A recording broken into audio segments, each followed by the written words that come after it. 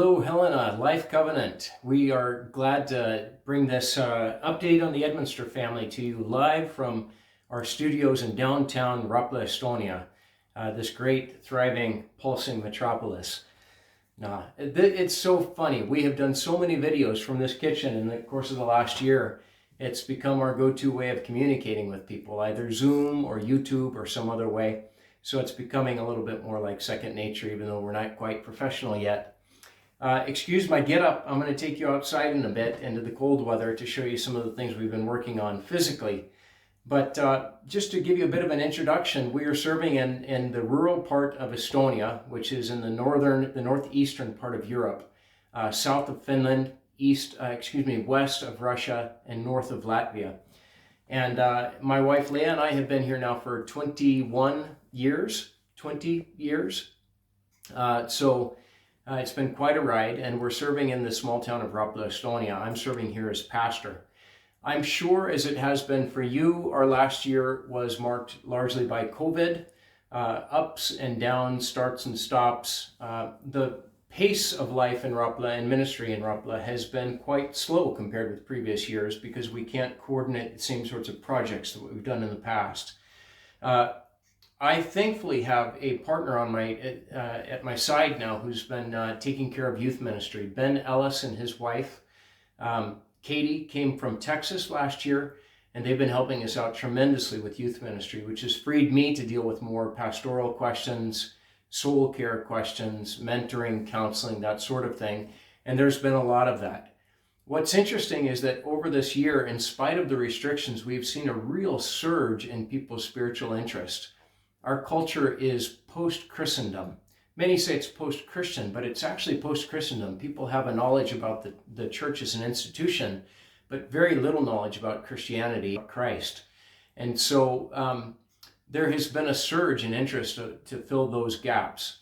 And so a lot of my ministry in the last year has been about meeting individual people and helping them to kind of gain a foothold, especially if they've come through a crisis and mental care or in mental health or in family issues or the like.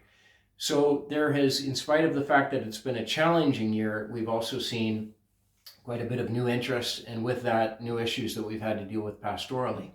Now I'll take you outside and show you some other stuff that we've been working on lately. So it's November in Estonia, December now in Estonia. And my film crew has decided to stay inside and leave me to do the hard work.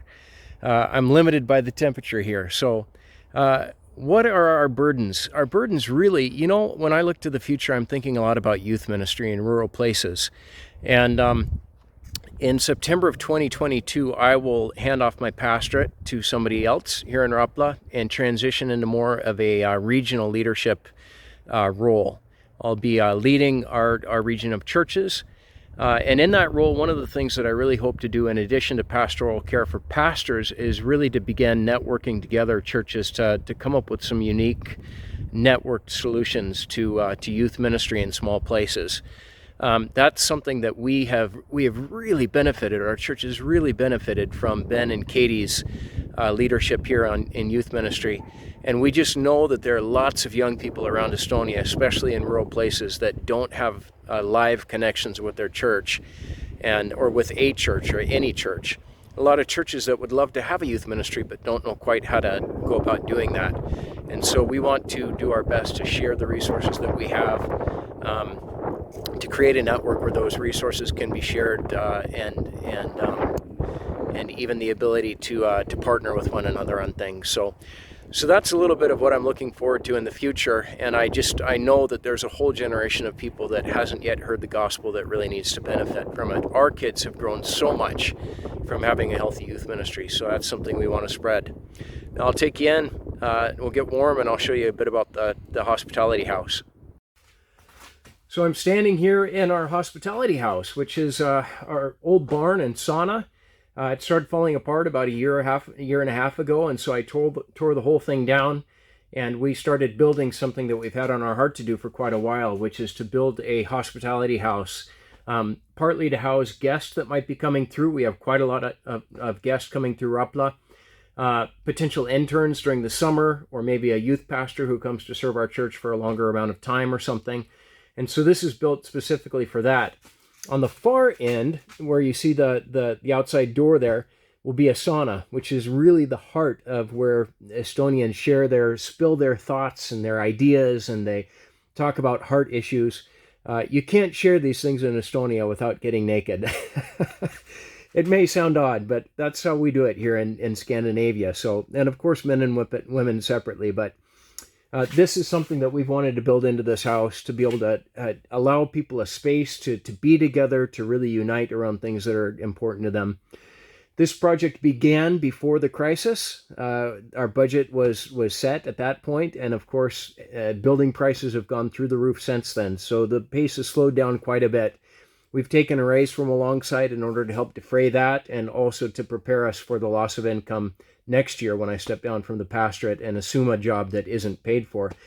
So in closing, I just want to say thank you for the freedom that you have extended my family to be here in Estonia, to take on assignments that are underrepresented, where there is no indigenous money or support to deal with these kinds of issues.